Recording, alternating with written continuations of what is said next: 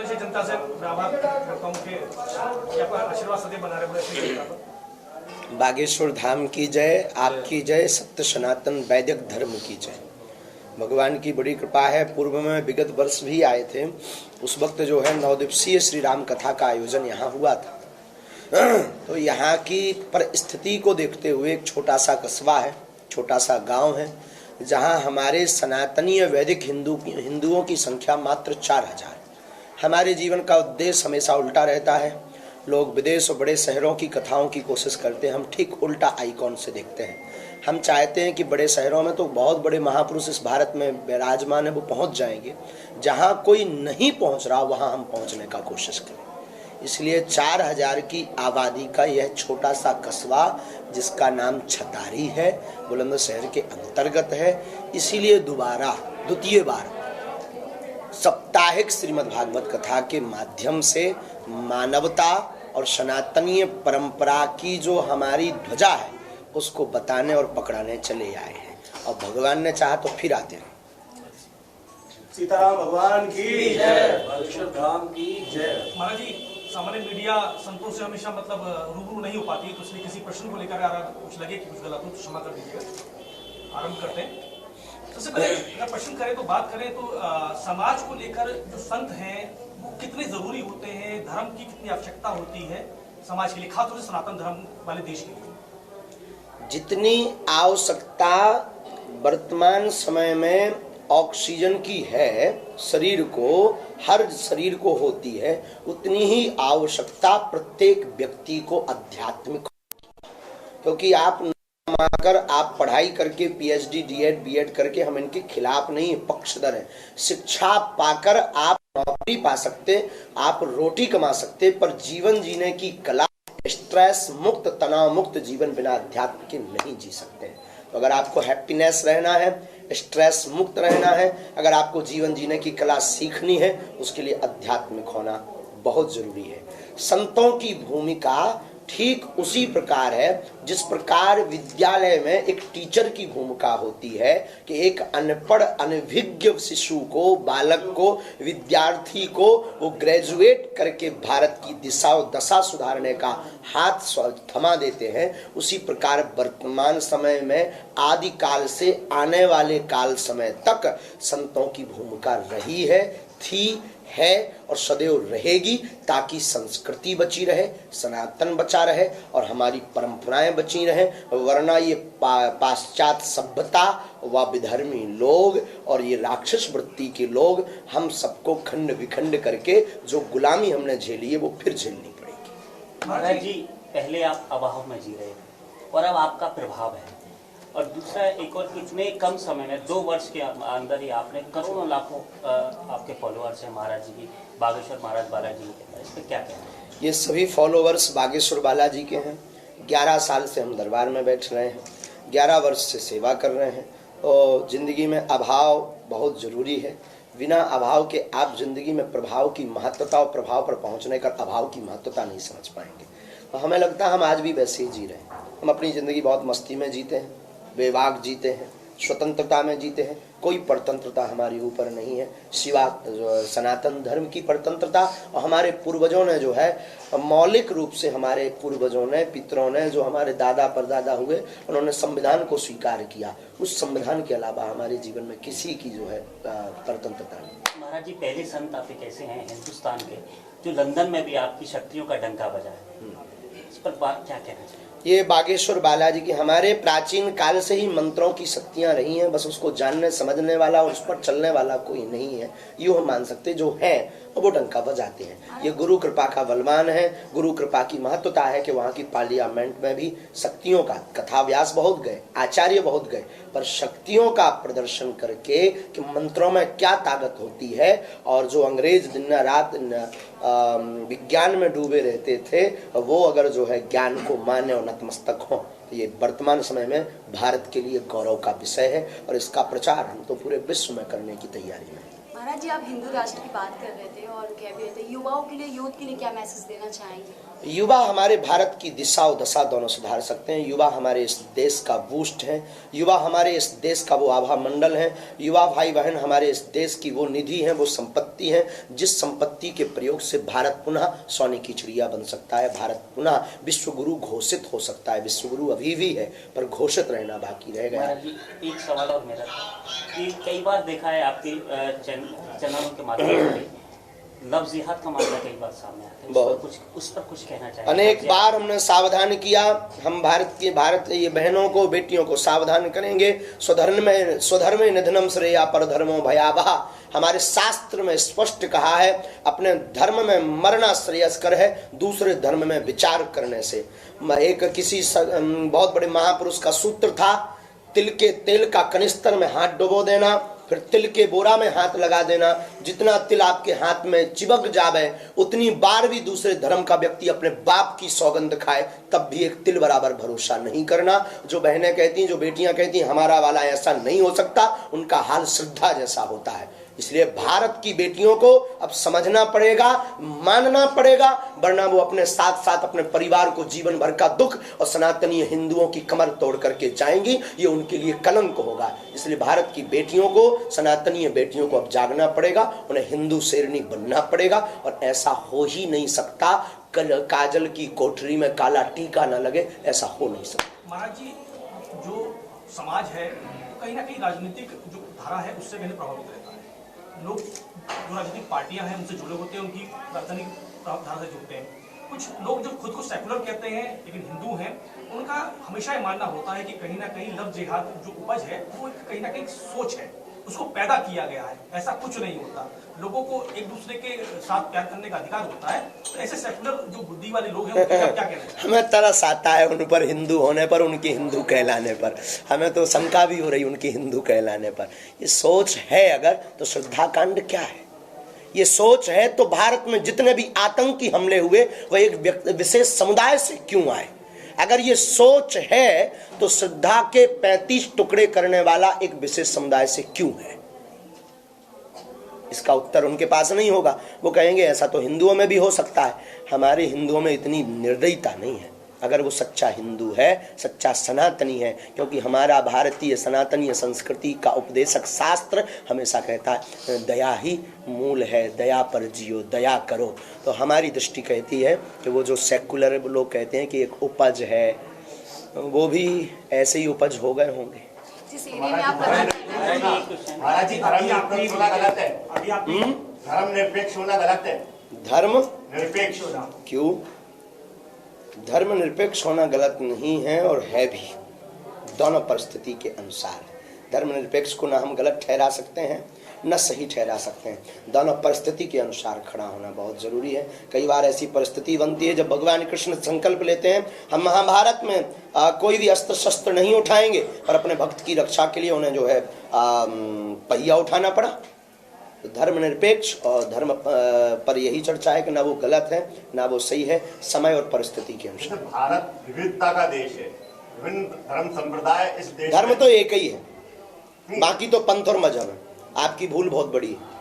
धर्म एक ही है, सनातन वैदिक धर्म, बाकी सब पंथ और मजहब हैं। न कोई दूसरा धर्म आज तक हुआ, और कभी भी दो धर्मों में लड़ाई जिंदगी में कभी हुई नहीं। भारत के इतिहास या विश्व के इतिहास में दो धर्मों में लड़ाई कभी हुई नहीं। हमेशा लड़ाई हुई धर्म और अधर्म की लड़ाई हुई है। तो जो भी वर्तमान में लड़ाई है वो धर्म की लड़ाई नहीं, धर्म और अधर्म की लड़ाई है। तो जितने भी हैं, पहली बात तो कोई भी अन्य सनातन के अलावा धर्म नहीं है, मजहब है, पंथ हैं, अपने अपने बनाए हुए फंडा है। धर्म सिर्फ एक है, वैदिक सनातन धर्म, इसके अलावा कोई दूसरा धर्म नहीं है। भारत विविधताओं का देश है, भारत में सब समाया हुआ है, हमें स्वीकार है, हम भारत के नागरिक हैं। हमारे पूर्वजों ने यहाँ पर जो है यहाँ के नियम को पालन किया, हम उसको पालन करेंगे। लेकिन फिर कहेंगे धर्म सिर्फ एक है। ये बात अब हिंदुओं को, सनातनियों को और प्रत्येक लोगों को दिमाग में भर लेनी चाहिए, बाकी सब मजहब। महाराज जी, आप जैसे इन फ्यूचर आपको किसी एक विचारधारा के विषय में खड़े होने के लिए मौका मिले तो किस विचारधारा के साथ? सनातन मानवता, और दूसरा एक सवाल मेरा ये है कि अभी आपने भास्कर को जो इंटरव्यू दिया उसमें आपने गृहस्थ आश्रम को लेकर कहा कि इन फ्यूचर आप गृहस्थ आश्रम में जाएंगे, तो आपके जो प्रतिद्वंदी हैं, विरोधी हैं, वो कह रहे हैं कि जो शक्तियां अभी आपके पास है, दलीय शक्तियां हैं, मंच की शक्तियां हैं, वो खत्म हो जाएंगी। बहुत अच्छा प्रश्न। लगातार ट्रोल कर रहे हैं और कल आपने जैसे मंच से कहा तो जो सऊदी अरेबिया के जो एक्टिविस्ट हैं वो ट्विटर पे आपको ट्रोल करते हैं, इस पे आप क्या? सऊदी अरब और एक बहुत अच्छा विषय आपने उठाया, हम आज बोलने ही वाले थे। बहुत दिनों से बागेश्वर धाम के खिलाफ योजनाएं और षड्यंत्र चल रही हैं। बहुत दिनों से लगातार प्लांटेड लोग आ रहे हैं। उसको हमने मीडिया से कभी बताया नहीं, क्योंकि लोग ये न समझे कि ये आदमी बहुत कमजोर आदमी है, और कभी भी हमने इस बात की चर्चा नहीं की, पर आज करते हैं। जब कल हमने के दिन ये कहोगे कि आपके पास तो शक्तियां थी, दूसरों का पर्चा बनाते थे, खुद का क्यों नहीं बना पाए, तो हम आपको आज मीडिया में बहुत बड़ी बात बता देते हैं। सनातन धर्म पर चलना बहुत कठिन धर्म है, इसमें बहुत हमले होते हैं, बहुत साजिशें होती हैं। आए दिन बड़ी बड़ी साजिशों के शिकार हम भी हुए हैं, हो रहे हैं, और अभी फिर षड्यंत्र चल रहे हैं। इस बात के लिए हम कहना चाह रहे हैं कि हमने सनातन की जोत है, प्रत्येक भारतवासी से कहना चाह रहे हैं कि मानवता, एकता और सनातन की ये जोत बुझनी नहीं चाहिए। हमें किसी का डर नहीं, एक रत्ती भर हमें डर नहीं है अपने शरीर का, एक रत्ती भर। लेकिन वर्तमान में बहुत बड़ी साजिश चल रही है, हो सकता हमारे जान के लिए भी चल रही है, हो सकता ये भी सत्य है, ये भी तैयारी चल रही है। अभी हमको बदनाम करने की भी तैयारी चल रही है, प्लांटेड लोग हमारे पास भेजे जा रहे हैं। हम फिर कहेंगे आप लोग डगमगाना नहीं, हम आपको वचन देते हैं जब तक सिर्फ सनातन की बात करेंगे। जब भी ऐसा कोई कारण होगा हम स्वयं चाहे पीछे हट जाएंगे, पर सनातन को मिटने या झुकने नहीं देंगे। लेकिन हम फिर कहेंगे अगर भगवान ना करे ऐसा हो, पर साजिशें बहुत बड़े स्तर पर चल रही हैं। अब ये हिंदुओं को समझना चाहिए, सनातनियों को, अगर कुछ हो भी जाता है तो ये आग बुझनी नहीं चाहिए, बस यही। महाराज जी जहाँ पे आपकी कल कथा, हाँ, बिट्टा जी भी हमारे साथ आए, इसी मामले में आए, और बल मिला है आपको? बहुत बल मिला है। बिट्टा जी एक जीवित शहीद हैं, बहुत पावरफुल आदमी। उन्होंने कहा गुरुजी आप चिंता मत करो, वो उनको खबर लगी ना, हम आपको बता रहे हैं ना, उनके पास बहुत सारी सिक्योरिटी, आपके साथ वो ताना बाना नहीं है जो उनके साथ है। हाँ। तो आपको डर नहीं लगता ऐसे आप बोलते हैं? डरते तो हम कभी किसी से नहीं है। अच्छा। डर तो हमारे अंदर बिल्कुल, हम बेबाक आदमी है। डरना, क्योंकि बार बार मरना नहीं है, एक बार बचना नहीं है, लेकिन षड्यंत्र में फंस सकते हैं। जो हमें अंतरंग प्रेरणा लगी, कल के दिन आप ये मत कहना कि आप जान क्यों नहीं पाए। हम पहले से आज घोषणा करके बता रहे, पहली बार मीडिया के सामने, कि बड़ी साजिशें, विदेशी साजिशें, और भारत के ही लोग, कुछ लोग, विधर्मी लोग हमारे खिलाफ बड़ी बड़ी साजिशें कर रहे हैं। हो सकता है उससे जान माल। रिपोर्ट आ रही है कि फंडिंग भी हो रही है। हाँ,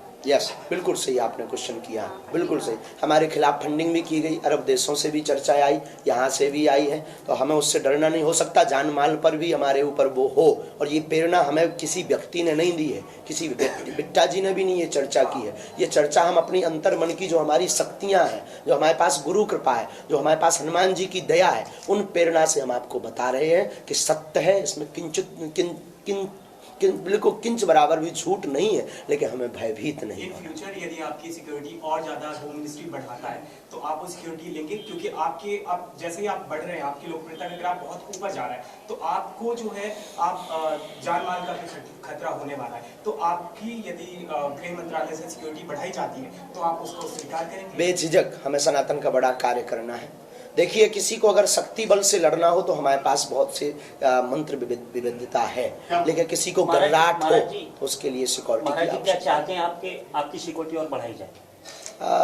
ये तो सरकार को खुद कोशिश करनी चाहिए, उसके पास बहुत बड़ा खुफिया तंत्र होता है, बहुत बड़ी रिपोर्टें होती अपनी है। जान का खतरा बता रहे हैं, तो क्या आपको लग रहा है कि सुरक्षा की दृष्टि से सुरक्षा बढ़ाई जाए? अगर उनको लगता है तो ठीक है, नहीं लगता है तो जी तो रही। महाराज जी, तो क्या योगी आदित्यनाथ जी भी हैं। ईश्वर के और एक और पहला क्वेश्चन का आपका जवाब देना, इनका जवाब दे दें कि ट्रोल कर रहे हैं बहुत से लोग विवाह को लेकर के, गृहस्थ जीवन। तो भगवान राम क्या थे? गृहस्थ में ही थे। तो श्री हनुमान जी किनके पास सेवक थे? गृहस्थ में ही सेवक। हनुमान जी का अवतार जहाँ हुआ, जिन माता अंजना के, वो भी कहाँ थी? गृहस्थ में ही थी। तो शक्तियां या सिद्धियों के बारे में एक पत्नी व्रतधारी सदा बाल ब्रह्मचारी की दृष्टि में ही आता है। एक पत्नी व्रत का धारण करने वाला ब्रह्म, उसकी एक मर्यादा होती है, उसकी एक नियम होता है। वासना में लिप्त होना, और कई बार तो कई ब्रह्मचारी होते हुए भी अनेक के हो जाते हैं। तो हमारी दृष्टि से अनेक का होने की वजह शक्तियों पे कोई प्रभाव नहीं पड़ना, हम घोषणा करेंगे। वासना में लिप्त रहते हैं, क्या उन्हें सिद्धियां प्राप्त हो सकती हैं? जो लोग वासना में लिप्त कदापि नहीं। ये शक्तियां और सिद्धियां उपासना का विषय है, वासना का विषय है ही नहीं। और हमारी शक्तियों में कोई, हमने पूछ लिया बालाजी से भी, अपने गुरु जी से भी पूछ के हमने घोषणा की। ऐसे कोई पागल या मूर्ख आदमी गांव के देहाती तो है नहीं कि न्यूज में बने रहने के लिए कोई बात घोषणा कर दे। हमें लाइमलाइट में बने रहने के लिए तो ये शौक करने के लिए बात नहीं बोलते। पहले बालाजी से आज्ञा ली, गुरु जी से आज्ञा ली, जो हमारी अंतर्मुखी आज्ञा है। उनका कहना है नो प्रॉब्लम। हमें लगता है कि हमारी शक्तियों में बिल्कुल दावे के साथ कहते हैं एक भी शक्तियां यहाँ की वहां नहीं होंगी। हमें अपने बालाजी पे भरोसा। मेरा आखिरी सवाल है, आपको जो कॉपी पेस्ट कर रहे हैं बहुत सारे मध्य प्रदेश में बाबा शुरू हो गए हैं, बहुत सारे बाबा आपका ताना बाना ले लेते हैं, आप जैसे गेटअप ले लेते हैं, उनको आप क्या कहेंगे? कॉपी पेस्ट जो कर ठीक है, सनातन का काम कर रहे हैं, करना चाहिए। भक्तों का समुदाय बहुत है, बस लोगों को आगाह करेंगे, लोगों को सावधान करेंगे, अंधविश्वास में ना पड़े। जी सर। महाराज जी जहाँ पे आप महाराज जी, क्या सुख दुख लाभ हानि जीवन मरण को इसको मानते हैं? आपके विधि हाथ है कि नहीं? परमात्मा के हाथ में। इसको हम मानने से नकारते क्यों नकारेंगे? शास्त्र में ही है, लाभ हानि जीवन मरण यश अपयश विधि हाथ, ये परमात्मा के हाथ में। पर आप कहेंगे कि फिर आपको सुरक्षा की क्या जरूरत, आप कहेंगे फिर आपको सिक्योरिटी की क्या जरूरत? लाभ हानि जीवन मरण यश अपयश परमात्मा के हाथ में। आपसे लाभ लेने के प्रयास में आते हैं। हाँ, तो क्या जब जो विधि हाथ है तो कैसा आप संबंध हो सकता है? तपस्या बल पर, भगवत कृपा पर, मंत्र बल पर, भगवत कृपा से कुछ भी असंभव नहीं है। दूसरी बात, जो लिखा है वो होना, परंतु बड़े स्तर की चीज छोटे स्तर में निकल जाती है। मान लीजिए 10 सीढ़ियों से गिरना है तो किसी बुद्ध पुरुष और महापुरुष की शरण में आप 2 सीढ़ी से गिरेंगे, 8 आपकी बच जाएंगी, गिरना तय है। मान लीजिए 2 सीढ़ी आपको चढ़ना है तो किसी बुद्ध पुरुष और गुरु कृपा से आप सीधी 10 सीढ़ियां चढ़ जाएंगे। इतना बूस्ट, इतनी उनका जो सौभाग्य, गुरु का सौभाग्य शिष्य के दुर्भाग्य के साथ जुड़ता है तो उस शिष्य का कल्याण हो जाता। इसलिए भारत में गुरु परंपरा है, पूरे विश्व में गुरु परंपरा है, इसीलिए दरबार की आवश्यकता है। जब व्यक्ति को दिखाई नहीं पड़ता हमें क्या करना चाहिए, तब ईश्वर की शरण में आने के लिए महात्मा, गुरु, संत, दरबारी, सिद्ध पुरुष ये सिर्फ माध्यम है आपकी बाहें पकड़कर ईश्वर से जोड़ने का, ना कि साध्य। और हम हमेशा बोलते कि हमसे जुड़ने की आवश्यकता नहीं है। जुड़ना ही है तो बालाजी से जुड़ो। हमें बालाजी ने जो सिद्धि दी वो किसी और काम से दी, वो हम कर रहे हैं, जिसकी मिर्चा पूरे भारत में विधर्मियों को लग रही। कर्म प्रधान के भाग्य, कर्म से ही भाग्य बनता है। कर्म करना जरूरी है, कर्म करना बहुत जरूरी, कर्म के साथ कृपा जरूरी, कर्म के बिना फल नहीं मिलेगा। महाराज जी जहाँ पे आप कथा कर रहे हो वहाँ पे बहुत सारे मुस्लिम हैं, बहुत सारे मुस्लिमों के घर हैं, इसके बावजूद भी वो समर्थन करें, क्या उनके बारे में क्या बोलना चाहेंगे? जैसे आप अच्छा है। भागवत में बोला था कि उन्होंने कथा में प्रसाद बांटा, कथा में व्यवस्था की, सेवा की, करना चाहिए, बहुत जरूरी। देखो भारत ऐसा राष्ट्र है, भारत, हमारा सनातन धर्म किसी से विरोध करना नहीं सिखाता है। हम तो मानवता के आदमी हैं, लेकिन सनातन के कट्टर हैं। सीधी सी बात फिर कहेंगे, कायदे में रहोगे तो फायदे में रहोगे। महाराज जी एक प्रश्न ये है कि समाज में आप आजकल देख रहे हैं आधुनिकता के नाम पर जो बच्चे हैं, युवा हैं, तो कहीं ना कहीं जो उनके वस्त्र जो है वो बदल चुके हैं, पहना बदल चुका है।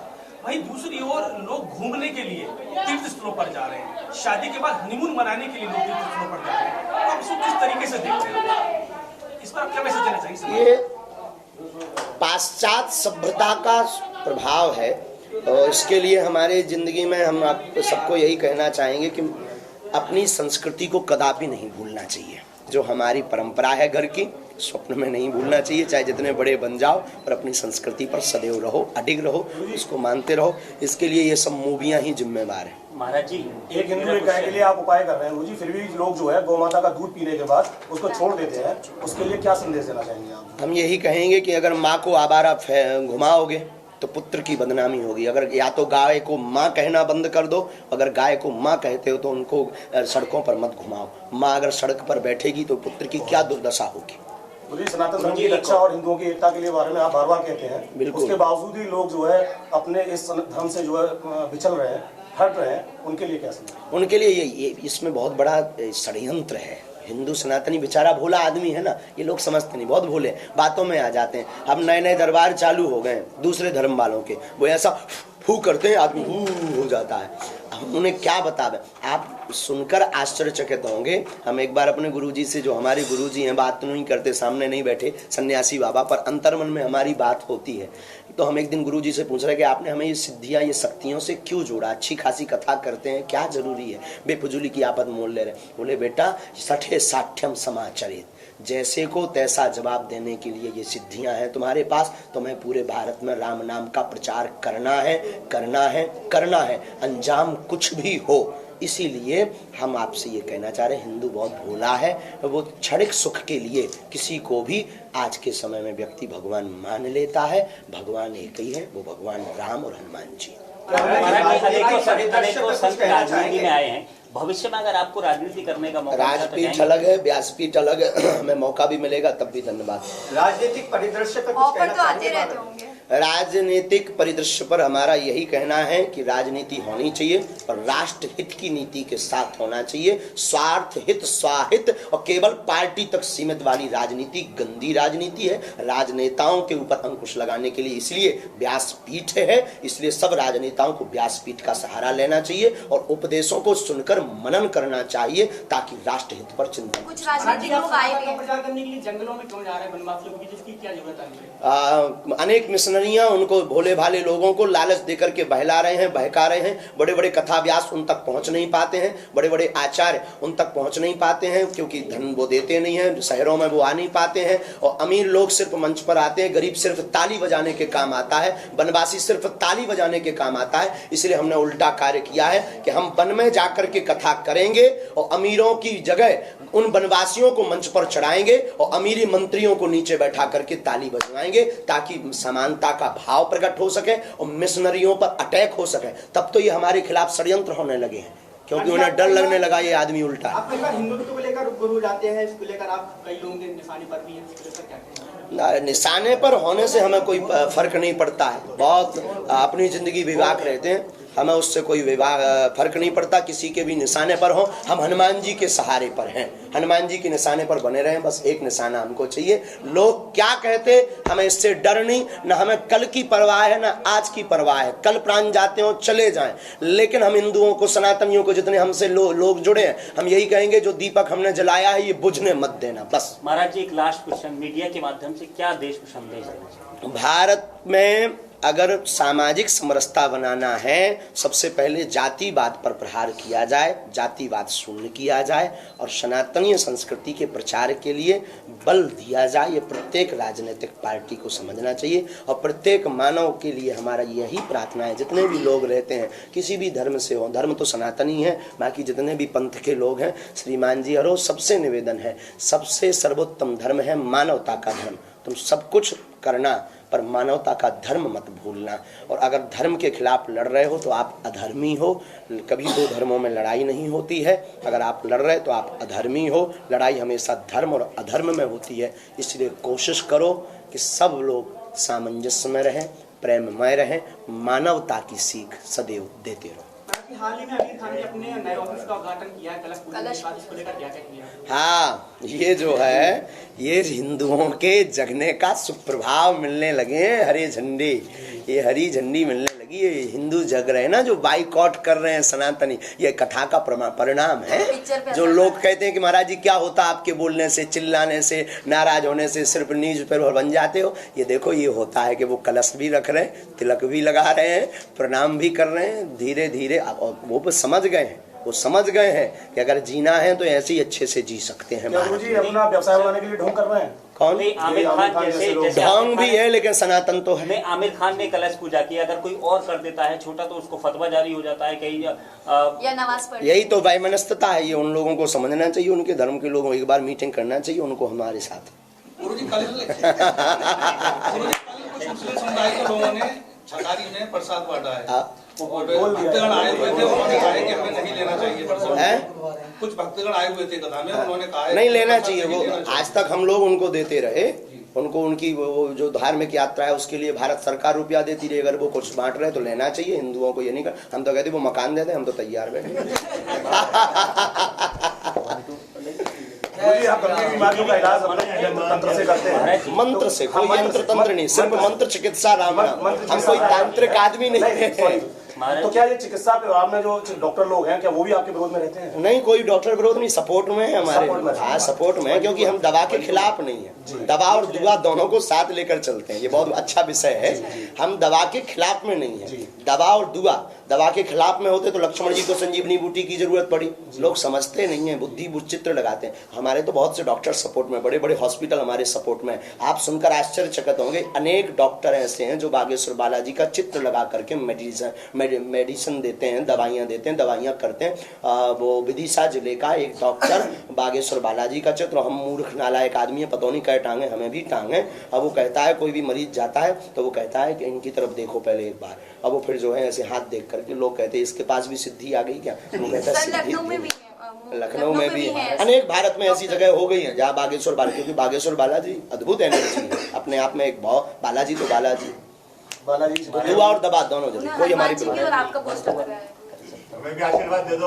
आपकी जो आपने बहुत खतरनाक प्रश्न किया है। बागेश्वर धाम के पीठाश्वर आचार्य Shri Dhirendra Shastri ji, sir India news पर बातचीत करने के लिए आपका बहुत बहुत शुक्रिया। जय श्री राम, जय बागेश्वर धाम की आपका धन्यवाद। पूरी इंडिया न्यूज के दर्शकों का खूब खूब साधुवाद। महाराज जी, अभी आपने कहा था कि मेरी जान को खतरा है, क्या कहना चाहेंगे? किन लोगों षड्यंत्र सनातन पर जो कार्य करते हैं उनको उनके ऊपर षड्यंत्र आए दिन होते आए हैं, होते रहेंगे। किसी के बाप में दम नहीं है जब तक हमारे हनुमान जी की कृपा है। लेकिन हमने अवगत कराया है कि कल के दिन आप लोग कहेंगे कि आप दुनिया का पर्चा बनाते हैं, अपना पर्चा क्यों नहीं बना पाए। उस भाव हेतु हमने आप सबको आगाह करके जो गुरु प्रेरणा हमको लगी है उस प्रेरणा से बताया है कि बहुत विराट रूप में बड़े पैमाने पर षड्यंत्र चल रहा है, जिसमें जान माल या हमारी छवि खराब या बागेश्वर धाम को बदनाम करने की तैयारी चल रही है। हमें किंचित मात्र भी विचलितता नहीं है, न उनके डर हैं। इतना करने के बाद या सोचने के बाद अब आप कहेंगे किन्ने किया, तो उसका जवाब भगवान और समय अवश्य देंगे। हम अपने बालाजी पर छोड़े हुए हैं, समय का इंतजार है। हम अपना कार्य करने से नहीं चूकेंगे, सनातन की बात, सनातन की एकता करके मानेंगे।